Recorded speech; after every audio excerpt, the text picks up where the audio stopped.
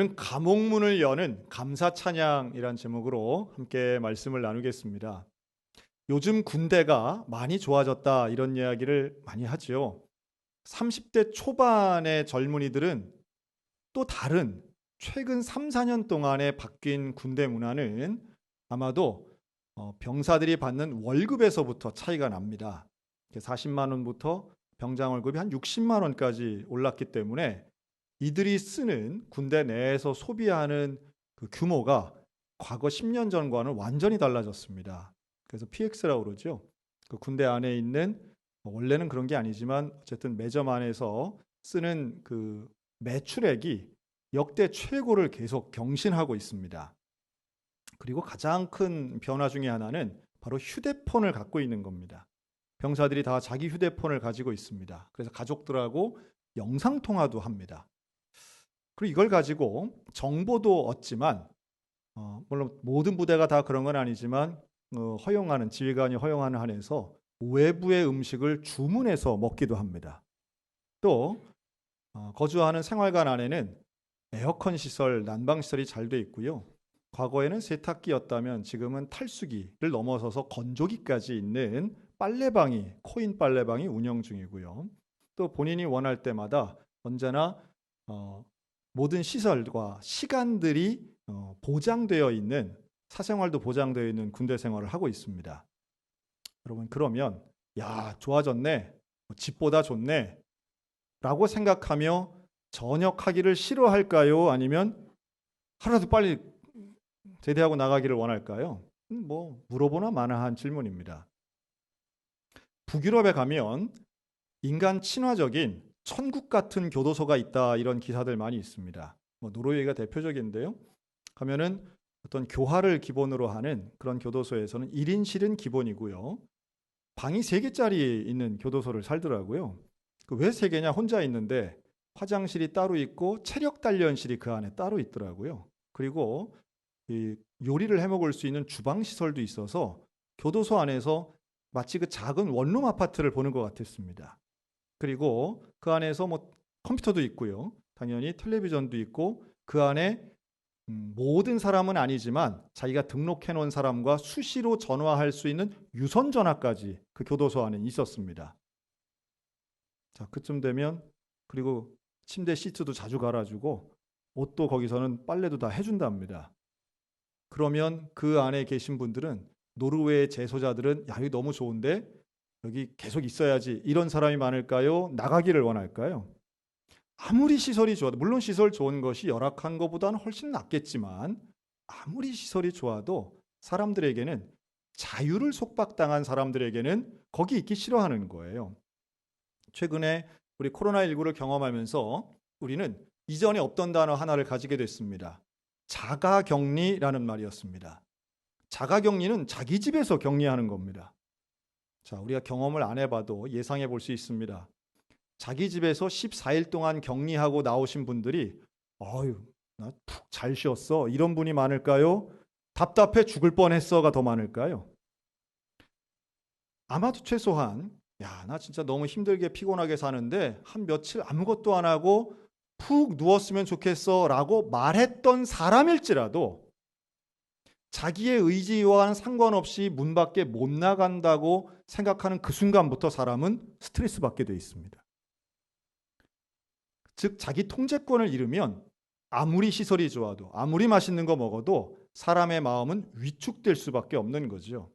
다시 말해, 갇힌다. 어떤 상황에 갇히고 장소에 갇히고 또는 역할에 갇히게 되면 사람은 본능적으로 그것에 대해 답답해합니다. 부정적인 마음을 갖게 된다는 거예요.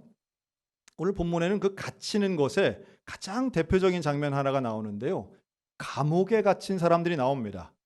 이들은 바울과 실라라는 사람이에요. 이들은 아주 깊은 감옥 속에 매맞고 착고라고 해서 발목을 딱 붙잡아 묶어서 움직일 수 없는 쇠사슬로 묶인 채로 감옥에 들어갑니다. 자유를 잃어요. 움직일 수 없어요. 그런데 왜 이들이 감옥에 갇혔느냐, 이제 이게 중요한데요.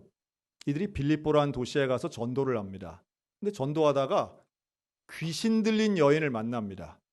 근데 이 여인이 귀신에 아주 제대로 들린 거예요. 그래서 그 들린 귀신을 이용해서 점을 치는 여인이었습니다. 근데 이 점치는 게 아주 용했던 것 같아요. 많은 사람들이 이 여인에게 와서 돈을 주고 점을 봤습니다. 용한 점장이 이런 말 있죠. 진짜 무속인들은 점을 쳐도 사람에 대해 속속들이 알기도 하고 또 정말 확률 높은 예언을 해서 사람들의 마음을 사로잡기도 합니다. 그런 여인이었던 거죠. 우리나라의 무속인들도 각각 섬기는 신들, 그 장군님이든지 선녀님이든지 이런 이야기들을 하시는 것처럼 이 귀신 들린 여인도 진짜 귀신이 들렸던 거죠.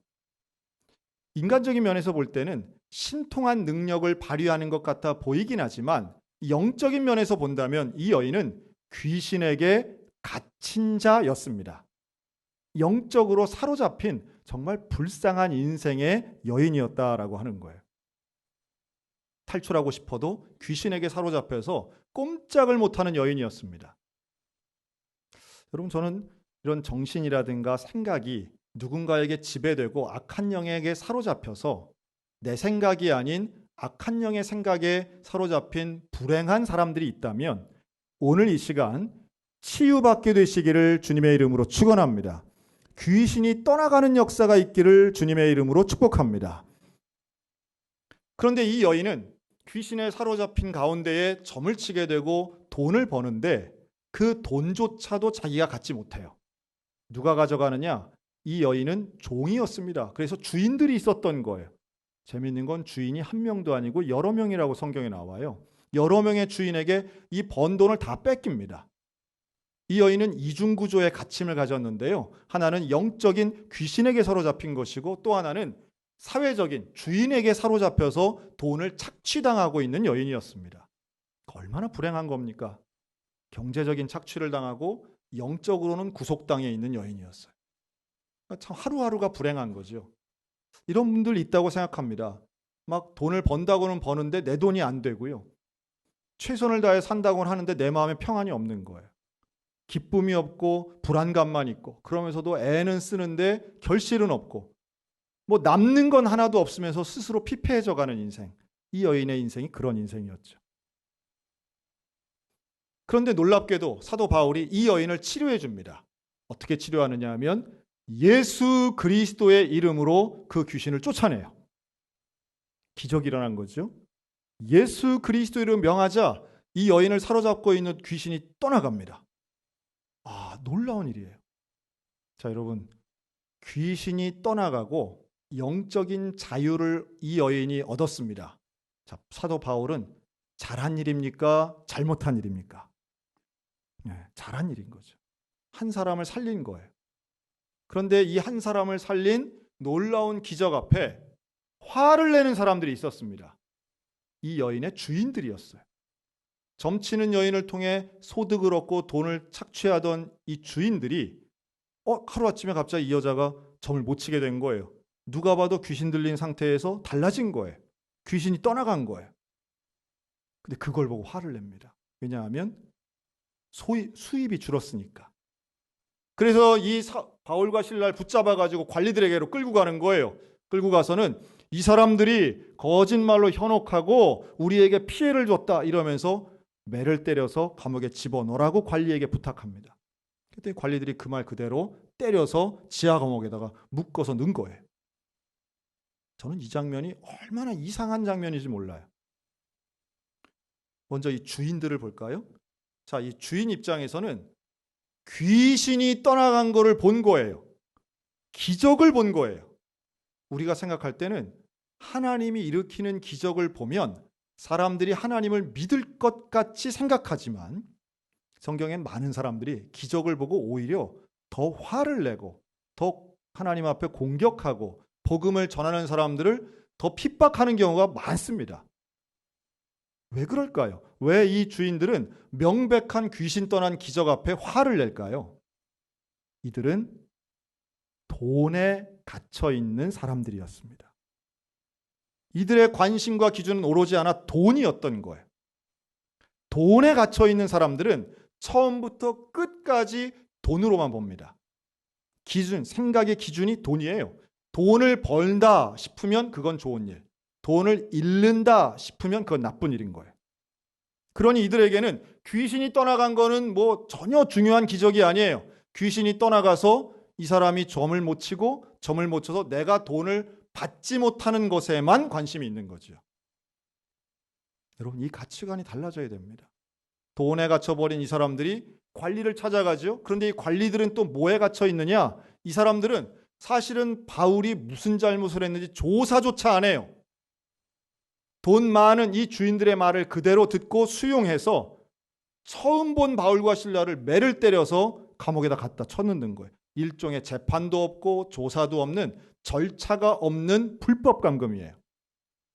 왜 이렇게 할까요? 왜 관리들은 이렇게 했을까요? 이들은 힘의 논리, 즉 권력에 갇혀 있는 사람들이었습니다. 빌립보 도시에서 돈이 있는 이 주인들은 권력이 있는 거죠. 그래서 이 관리들은 누구에게 힘이 있는가를 보고 그 사람 말 따라가는 거예요. 이방인과 다름없던 바울과 실라는 빌립보 관리들에게는 그 유력한 사람들이 아닌 거예요. 그러니 이들에게 함부로 대합니다. 불법을 저지릅니다. 자, 정리해 볼까요? 여기에는 귀신에 갇힌 여인, 돈에 갇혀 있는 주인, 권력에 갇혀 있는 관리, 그리고 이들의 공격을 통해 감옥에 갇혀버린 사도 바울이 나옵니다. 세상의 공격 앞에 복음의 전달자가, 의를 실천한 사람이 감옥에 갇히는 억울한 상황이 일어난 거죠. 우리의 인생이 때론 이럴 때가 있어요. 나는 오히려 정의로운 일을 했는데, 나는 사람을 살리고 사람을 도왔는데 결과는 어떻게 되느냐 하면 세상의 타락한 세력들에게 밀리고 밀려서 있기 싫은 곳에 있고 하기 싫은 일을 하는 이러한 감옥같이 갇혀버린 상황도 경험하게 되더라는 거예요. 자, 그런데 중요한 건 이 억울할 수밖에 없는 상황 속에 바울과 실라가 뭘 했느냐라고 하는 거죠. 이 상황을 어떻게 받아들이고 있느냐라는 거예요. 이 감옥 안에서 바울과 실라가 딱 두 가지를 합니다. 두 가지를 하는데, 첫째는 기도합니다. 기도해요. 밤에 한밤중에 이들은 기도했습니다. 억울하고 속상하면 잠이 안 올 때가 있어요. 여러분, 잠 안 오는 그 시간에, 물론 건강이 이상이 있든지 또 나이가 많아지면 밤에 잠이 잘 안 올 때도 있습니다. 정확하게 얘기하면 자주 깨는 겁니다. 밤에 잠이 안 오는 게 아니라 자주 깨는 건데, 여러분 그 시간에 뭐 하느냐? 밤에 잠이 안 올 때는 기도하시기를 권면합니다. 기도하시기 바라요. 그런데 사도 바울과 이 실라가 기도할 때 어떤 내용으로 기도했을까 유추해 볼 수 있습니다. 최소한 이들은 하나님 억울합니다. 하나님 왜 이런 일이 일어났나요? 하고 불평하는 기도를 하지 않았어요. 그걸 어떻게 알 수 있냐 하면 이들은 기도만 한 게 아니라 또 하나, 두 가지를 하는데, 두 번째 걸 하는데 그게 바로 찬양입니다. 그는 기도와 찬양을 했어요. 이 두 사람이. 찬양을 했다는 것은 기도가 불평의 기도, 저주의 기도가 아니라 하나님 앞에 감사하며 하나님을 믿는 믿음의 기도를 했다는 증거예요. 그리고 이들은 찬양을 하는데 그냥 속으로 찬양하는 게 아니라 그 감옥 안에 있는 모든 죄수가 다 들리게 찬양했다고 했습니다. 큰 소리로 찬양하는 거죠. 이들은 감옥 안에서도 주눅들지 않았다는 거예요. 이들은 절망하지 않았어요. 낙심하지 않았어요. 억울한 상황이긴 했지만 이들은 하나님을 원망하기도 않고 상황에 대해 절망하지도 않았습니다. 오로지 하나님을 믿는 믿음 가지고 기도했고 그 상황을 감사로 해석하며 찬양했습니다. 여러분, 감사는요, 좋은 상황이면 감사하고 나쁜 상황이면 불평하는 건 세상적인 감사고요. 성경적 감사라고 하는 건 모든 상황을 감사로 해석하는 것입니다. 감사로 해석하는 거예요. 이 감사로 해석한다고 하는 전제에는 뭐가 있느냐 하면 하나님은 아신다, 이 전제가 있습니다. 하나님은 아시는 거예요. 하나님은 내가 왜 여기에 와 있는지, 이 상황이 어떻게 되었는지를 하나님은 아신다.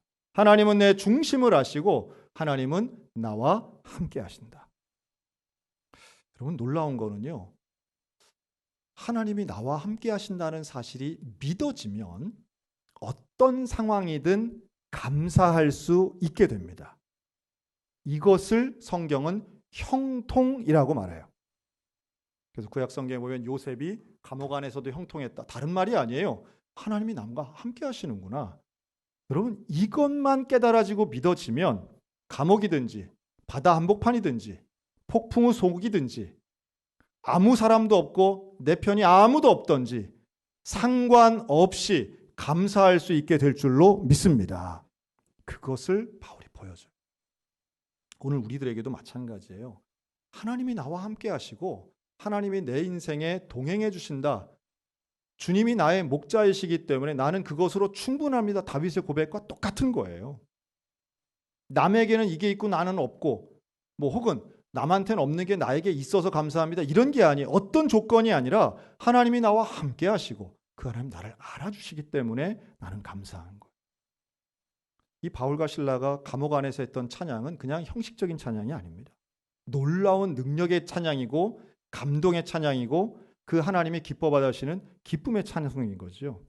여러분 그런 사람이 그 믿음을 가진 사람이 하나님께 감사하며 인생을 드리는 거예요. 찬양의 능력이 있어요. 이렇게 찬양을 했더니 하나님이 기적을 베풀어 주세요. 이 빌립보 감옥이 막 흔들리는 거예요. 지진이 일어난 것처럼 흔들려요. 그리고 모든 문이 다 열려버려요. 창고가 채워져 있던 게 다 끊어지는 거예요. 하나님이 놀라운 초자연적인 기적을 보여주십니다. 막 소리가 나고 흔들리니까 깜짝 놀라서 간수가 뛰어왔어요. 뛰어왔는데 옥문이 다 열려 있는 거예요. 그랬더니 생각에 죄수들이 다 도망갔구나. 칼을 뺍니다. 스스로 죽으려고 합니다. 왜냐하면 죄수를 지키는 게 내 책임인데 다 도망갔으니 이거 난 죽어야 되겠다. 근데 그때 바울이 큰 소리로 외칩니다. 멈춰라. 우리는 나가지 않았다. 우리가 그대로 여기 있다. 그랬더니 간수가 두려워하며 내가 어떻게 해야 구원을 얻겠습니까? 여러분 이 간수가 왜 죽으려고 합니까? 간수는 두려움에 갇혔던 거예요.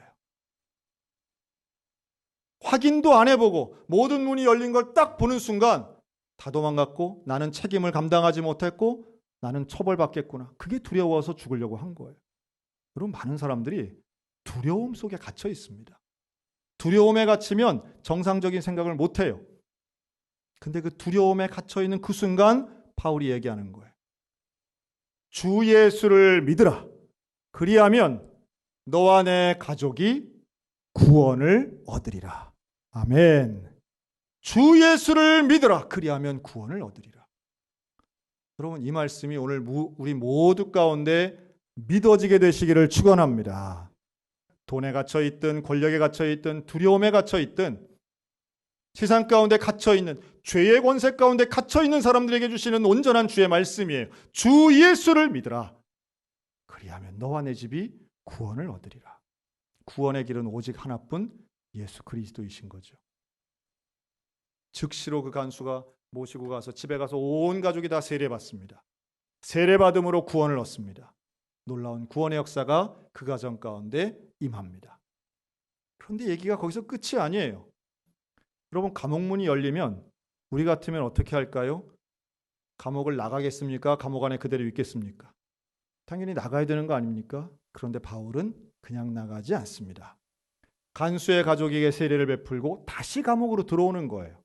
그는 감옥의 문이 열렸다고 해서 탈옥하지 않아요. 왜냐하면 바울은 투옥될 때도 감옥 안에 갇혀 있지 않은 사람이기 때문에 그렇습니다. 하나님과 동행하면 감옥 안도 그를 가둘 수 없는 거예요. 하나님과 동행하는 사람은 감옥문이 열렸다고 해서 그냥 탈옥하지 않아요. 바울은 잘못된 것을 올바로 붙잡습니다. 여기서 바울다운 면이 등장하는데요.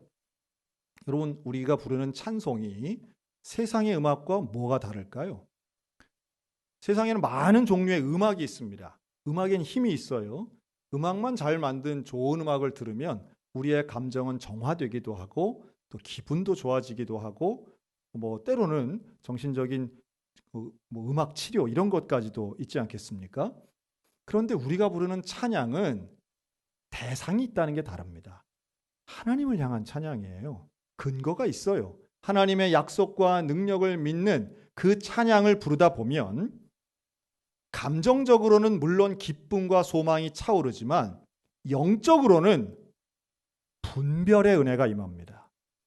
그 분별의 은혜는 무엇이 하나님의 뜻이고 무엇이 아닌지를 찬양을 통해 알 수 있습니다. 왜냐하면 하나님이 영광 받으시는 것이 있기 때문이에요. 그래서 온전한 찬양의 역사를 부르는 가운데 우리는 참과 거짓을 구별하는 지혜의 은혜도 경험하게 됩니다. 여러분, 삶의 방향이 혼란스러울 때 기도와 찬양을 놓지 마시기 바랍니다. 그러면 나의 인생을 가두고 싶어하는 악한 영의 세력이 공격이 있다 할지라도 우리는 능히 이겨낼 수 있습니다. 자, 그 증거가 나와요.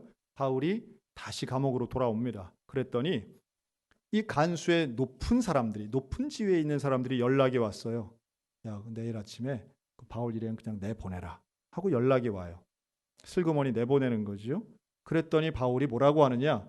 나는 나갈 수 없다. 이렇게 말해요. 나는 나갈 수 없다. 어젯밤에 감옥문이 열렸어도 안 나가는 것이고 오늘 아침에 석방의 명령이 떨어져도 안 나가는 거예요. 왜 안 나가느냐? 내가 감옥에 들어온 과정이 잘못됐다는 거예요. 이 잘못된 과정에 대해서 나는 제대로 세우겠다는 거예요. 여러분, 찬양은 우리의 기분을 좋게 하는 것이 아닙니다. 우리의 감정으로 그냥 모든 걸 기분 좋은 것으로 다 덮고 지나가는 게 아니라 옳고 그름에 대해서 명확하게 알 수 있게 하는 것이 찬양의 능력입니다. 그래서 바울이 그래요. 나를 이 감옥에 넣은 사람들이 직접 와서 사과하고 나를 데리고 나갈 때 난 나가겠다. 이렇게 말합니다. 그러면서 그 부당함을 지적하는데 나 같은 로마 시민권자가 재판 없이 감옥에 있는 건 잘못된 일이다. 여러분, 바울은 어리석은 사람이 아니에요. 정확하게 모든 걸 잘 알고 있는 사람이었어요. 그랬더니 정말로 그 말대로 상관들이 와서 바울에게 권하여 데리고 나가고 그 성에서 떠나가기를 청합니다. 즉 사과했다는 이야기예요. 바울에게 모든 과정이 잘못되었고 투옥이 잘못됐다는 것을 설명했다는 겁니다. 바울은 하나님의 살아계심을 증명했을 뿐만 아니라 정의를 세우는 사람이었고 그리고 그 과정을 통해 하나님께 영광을 돌린 온전한 믿음의 사도였습니다. 오늘 우리들도 마찬가지예요. 불의에 대해서 못 본 척하는 게 아닙니다. 찬양하는 사람, 기도하는 사람, 믿음의 사람은 분별의 영을 가지고 잘못된 것에 대해 지적하지만 우리의 상황 속에서는 하나님을 찬양하더라는 겁니다. 어제 우리 교회는 청년들과 함께 50여 명 함께 모여서 연탄 봉사를 했습니다. 어제 참 좋은 날씨를 하나님이 허락해 주셔서 11가정에 2200장의 연탄을 배달할 수 있었습니다. 매년마다 하는 일이긴 하지만 그 연탄 봉사를 하면서 똑같이 느끼는 건 하나님이 우리에게 주신 사명이 무엇인가라고 하는 거예요. 즉 이웃을 섬기되 조건 없이 돕는 거예요. 또 하나님의 은혜를 증거하고 전달하는데 우리를 사용하시는 건 얼마나 감사한 일인지 모릅니다. 그 하나님의 은혜를 우리 가운데 기억하며 오늘 바울이 보여준 것처럼 갇혀있는 인생들에게 자유를 주시는 하나님, 악한 영에게, 때로는 돈에, 때로는 권력에, 힘 앞에 갇혀있는 영혼들 앞에 하나님의 믿음을 가지고 기도와 찬양의 능력을 가지고 감옥의 문을 열어주시는 하나님, 감옥의 문을 열게 하는 그 찬양의 능력을 경험하는 우리 모두 가운데 하나님의 은혜와 역사가 임하시기를 주님의 이름으로 축원합니다.